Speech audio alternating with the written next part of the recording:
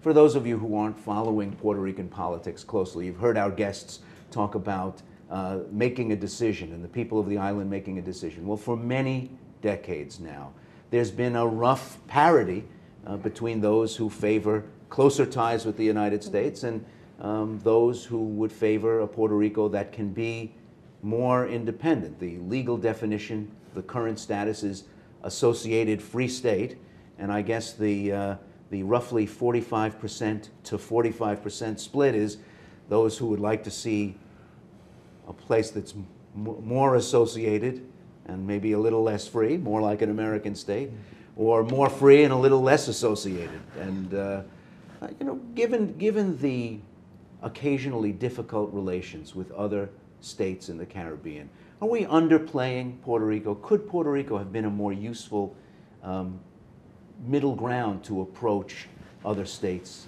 in the region? Allow the governor, for instance, to speak with a more independent voice? Or am I just, you know, hallucinating here? I mean, he's like a state governor, and a lot of state governors now have something akin to a foreign policy. They travel around the world, they cut deals in other places in the world, but here this Latin nation in the Caribbean doesn't speak with its own voice to other states in the region. Mauricio?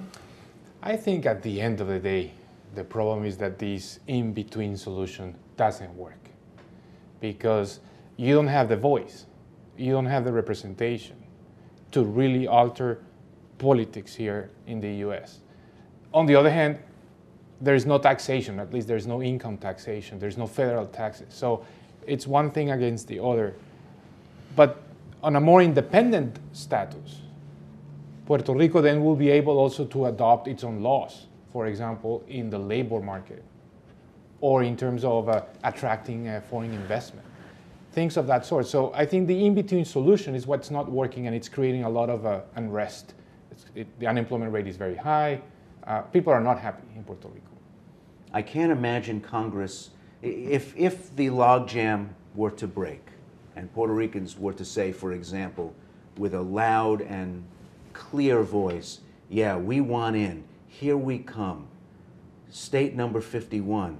It's hard for me to imagine Congress saying, okay, poorer than Mississippi, 6 members of Congress, 2 senators, come on in. Peter? Well, I mean, therein lies the dilemma and why Congresswoman Velasquez was a little bit sort of too optimistic that if the Puerto Ricans decide that has to be Congress. I mean, in some ways, Congress has to give some indication that if the statehood wins a referendum, that it will be accepted. That would be a real slap in the face to Puerto Ricans to vote for statehood and then be rejected by Congress. So in some sense, Congress has to lay out really what the options are. Is there a real will in Congress, if they voted for independence, for example, to let Puerto Rico become independent? It's not clear either. And so there has to be some back and forth between the U.S. Congress and Puerto Ricans on the island to begin to see really what are the viable options and what is pie in the sky thinking.